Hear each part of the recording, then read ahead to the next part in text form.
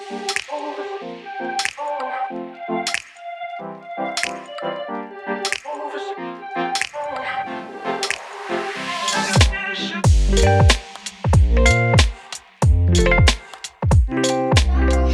everyone, welcome to MLA Canada's Presale Pulse, where we will share a quick recap of the market based on the latest monthly data. My name is Suzana Goncalves, EVP of Sales and Marketing at MLA Canada, and with me is Ryan Lalonde, President of MLA Canada.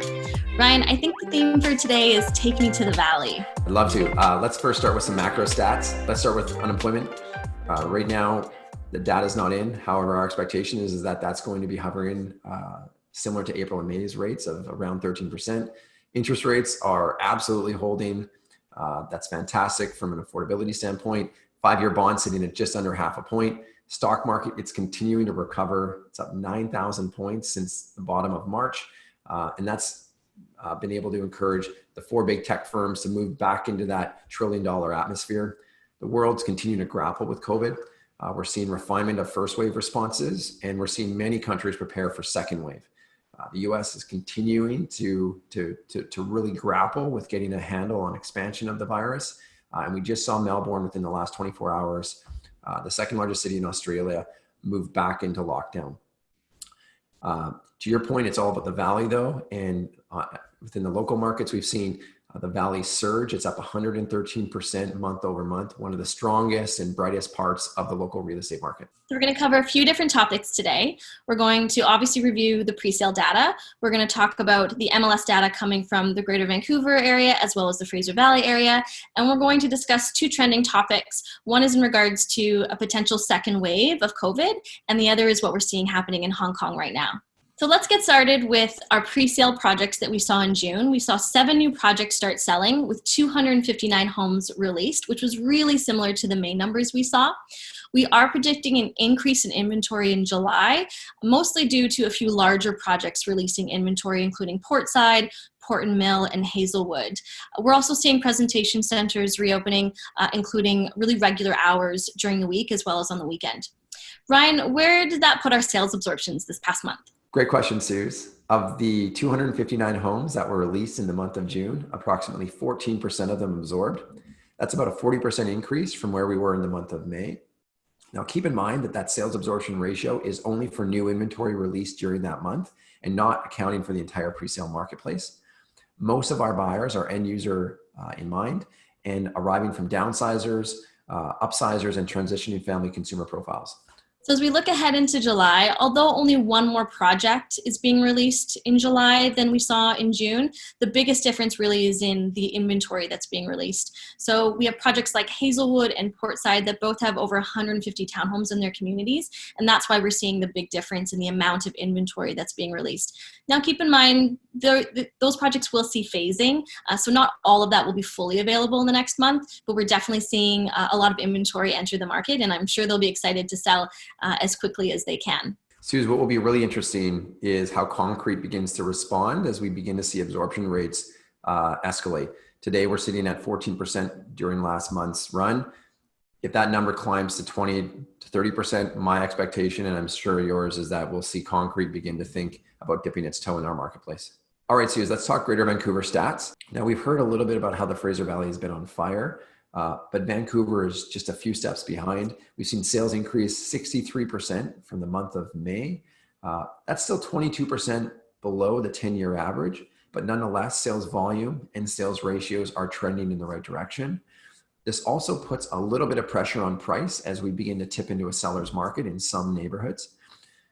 The hottest single-family markets, though, when we look throughout the entire Lower Mainland, include South Burnaby, the West Side, and North Vancouver. But we're also seeing a surge in secondary markets that include Squamish, Whistler, and Ladner.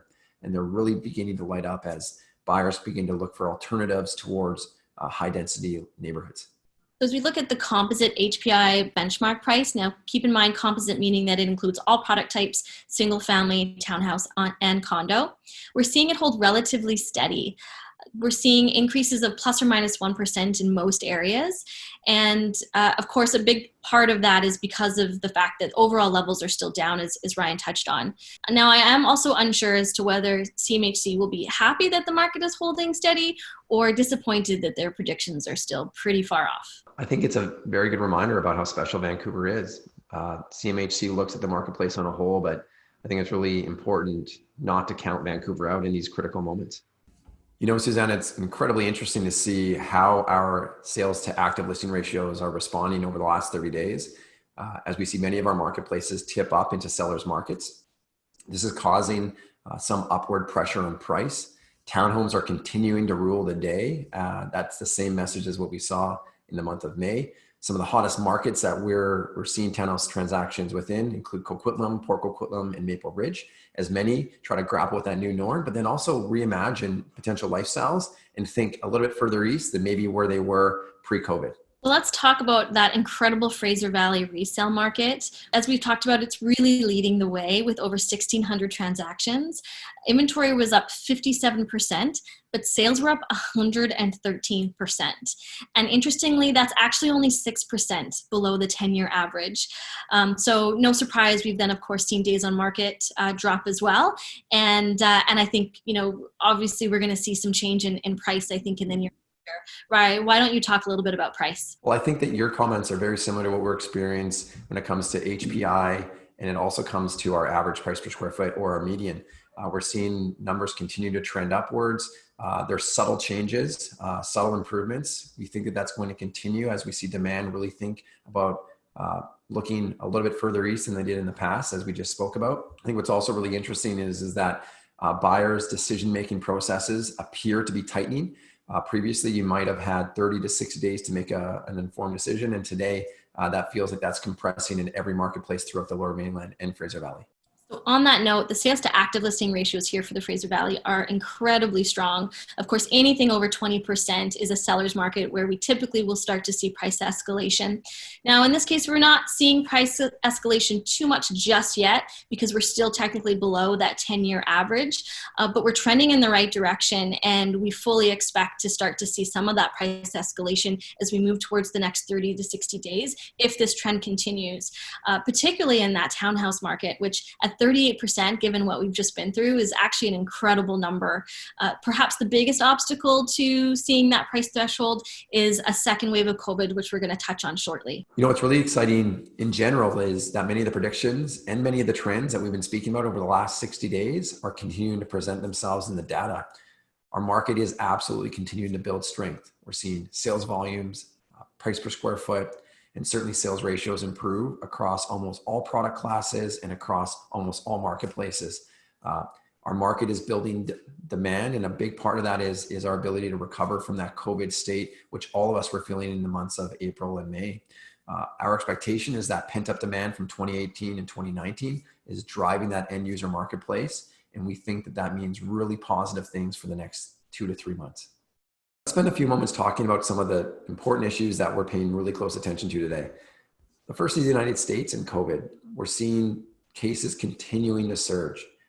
It's our expectation that if deaths continue to follow that trend as well, it's very likely that the United States economy will not be able to continue to reopen. As a result, they may re-enter lockdown. It's our expectation that with that in mind, the borders, very, very likely that those will remain closed between Canada and the United States. This has huge implications when it comes to trade, manufacturing, and currency.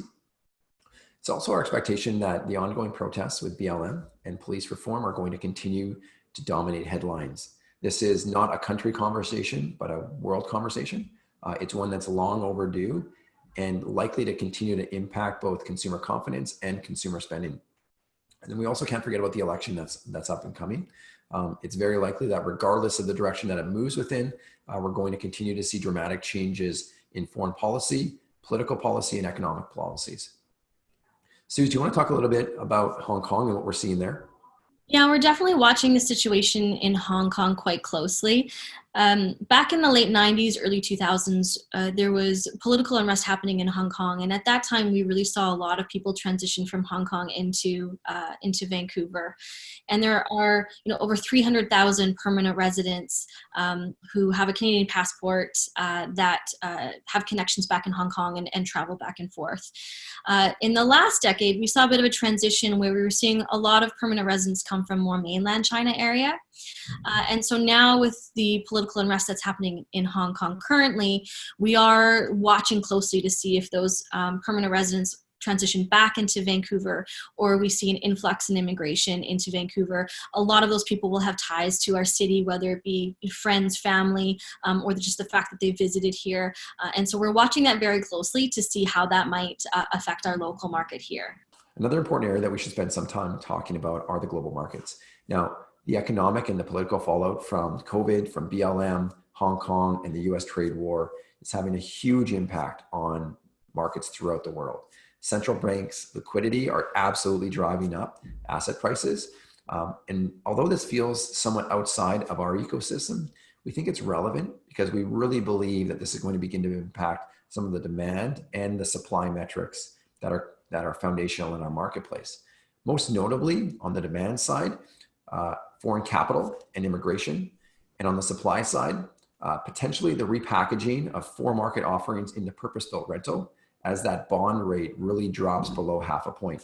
All of a sudden, many programs that were for-market primarily because a rental opportunity was not viable has shifted dramatically, and we're seeing many of these programs now reevaluate potentially taking for-market housing stock and shifting it over into the rental supply period. Really important trending topics there that we're watching. We could probably spend an hour just on those alone, but that concludes our June Presale Pulse.